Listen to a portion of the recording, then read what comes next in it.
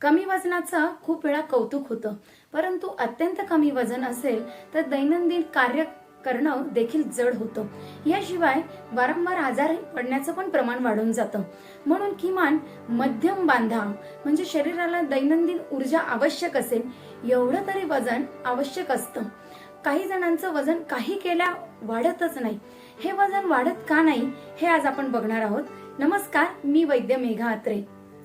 वजन न वाढण्याचे 4 प्रमुख कारण मी तुम्हाला सांगणार आहे. पूर्वी वाग्भटाचार्यांनी अष्टांग हृदय नावाचा ग्रंथ लिहिला. 3000 वर्षांपूर्वी जे कारण लिहिलेले आहेत, आजही ती कारण जशीच तशी लागू होतात. त्यातलं पहिलं कारण आहे साहस. साहस म्हणजे काय? पूर्वीच्या काळी अत्यंत श्रम होते, म्हणजे स्त्रियांना दळण दळण्यापासून विहिरीतलं पाणी काढण्यापर्यंत, तर पुरुषांना खूप लांबपर्यंत पायी पायी चालणं, शेतीचे कामं, अशी खूप कामं असायची. परंतु आता तशा प्रकारे जरी नसेल तरी साहस हे होतं. आता तुम्ही म्हणाल आम्ही तर कुठले खूप जास्त कष्टाचे कामं करत नाही, परंतु खूप वेळ गाडीवर जाणं, खूप चुकीच्या पद्धतीने उपाशी राहणं, कधी उपवास करणं कधी न करणं, याशिवाय अत्यंत हौशी लोक जे असतात ते ट्रेकिंगला जातात, पण ट्रेकिंगला जाण्याचे काही नियम असतात ते न पाळणं, या अशा प्रकारचे शरीराच्या क्षमतेच्या पलीकडे अतिरिक्त केले जाणारे श्रम, ह्या सगळ्याला साहस म्हणतात. आयुर्वेदात सांगितलेलं आहे की तुम्ही व्यायाम किती करायला हवा, तर तुमच्या शरीराची निम्म्या शक्ती इतका व्यायाम करायला हवा. आणि त्याच्याही पेक्षा जास्त केले जाणारा व्यायाम हा शरीरातल्या धातूंचा नाश करतो. आयुर्वेद सांगतं की आधी जेवणापासून रसधातू बनतो, मग रक्तधातू बनतो आणि मग पुढे मांस बनतं. पण या क्रमामध्ये अडथळा तेव्हा होतो जेव्हा शरीराची गरज खूप वाढते, पण त्या प्रमाणामध्ये शरीराला पुरवठा होत नाही. आणि ही गरज वाढण्याचं कारण देखील अतिसाहस असू शकतं. दुसरं खूप महत्वाचं कारण आहे ते म्हणजे वेगधारण. वेग म्हणजे काय हो, तर शरीराच्या बाहेर नको असणारे घटक वेगाने बाहेर पडणं, याला सोपा शब्द आयुर्वेदात वेग, म्हणजे संडास, लगी, बाथरूमला जाणं जे आपण म्हणतो, किंवा शिंक, या सगळ्याला वेग म्हणतात.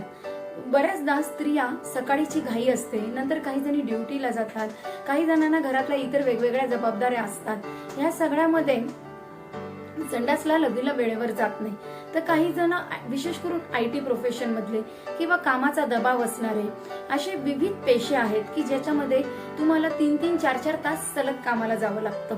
अशा वेळेस लगीला जायचं असतं पण जाता येत नाही, आणि हे वारंवार कायम होत राहिलं तर याच्यामुळे वातदोष वाढतो.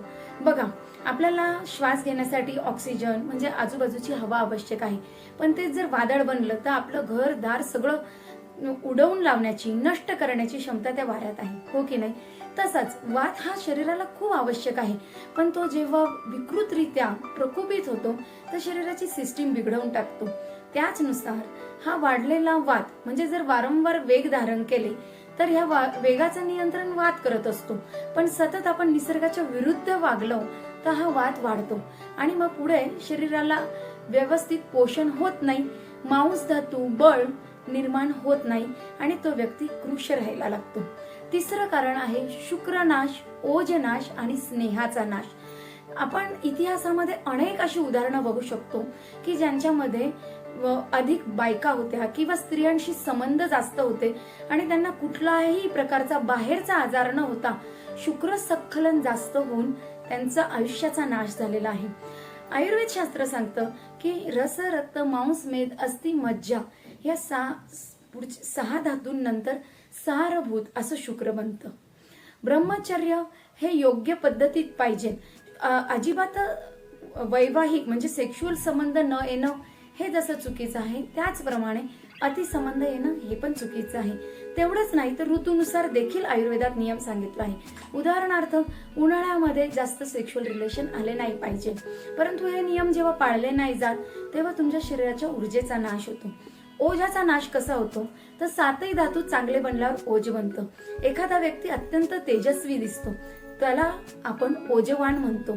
जेव्हा शरीराच्या अत्याधिक कष्ट होतात, मोठ्या मोठ्या आजारांनी शरीराची झीज होते, किंवा आपण निसर्गाच्या नियमांच्या विरुद्ध वागतो, जसं जागरण करणं किंवा खूप जास्त एक्झर्शन करणं, खूप वेळ गाडी चालवणं, खूप मोठा आवाज ऐकणं, जसं डीजेचं काम आहे, या सगळ्यांमध्ये शरीराची जी आपली प्रसन्नता देणारी शक्ती असते ती म्हणजे ओज, ती वापरली जाते.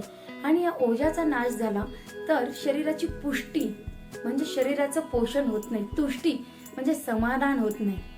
यानंतर तिसरं आहे स्नेह. काही लोक सध्या मोठ्या प्रमाणात सलाड खातात. याच्यामध्ये फॅट्स, आता आधुनिक शास्त्र सांगतं प्रोटीन, कार्बोहायड्रेट, फॅट्स आवश्यक प्रमाणात पाहिजे. तर प्रोटीन, फॅट जर तुमच्या शरीरात नाही मिळाले तर स्नेहाचा नाश होतो. बघा, तुम्ही गाडी चालवत असाल तर गाडीला देखील वंगणाची आवश्यकता असते की नाही, तसं शरीर हे पण एक प्रकारचं यंत्र आहे. याला योग्य प्रमाणात तेल, तूप, लोणी अशा स्नेहाची आवश्यकता असते. जेव्हा ते मिळत नाही तेव्हा देखील शरीराचं जे एक बॅलन्स आहे, एक समतोल आहे, त्याचा नाश होतो. म्हणून शुक्र, ओज, स्नेह ह्या तिघं शरीराला धरून ठेवणारी सिस्टीम आहे. याचा नाश होतो तेव्हा शरीरातले तिन्ही दोष विकृत बनतात, म्हणजे वात, पित्त, कफ. आणि मग त्यानंतर तुमचं वजन कसं बरं वाढणार. चौथा आणि शेवटचा महत्वाचा मुद्दा असा आहे अन्नपान विधी त्याग.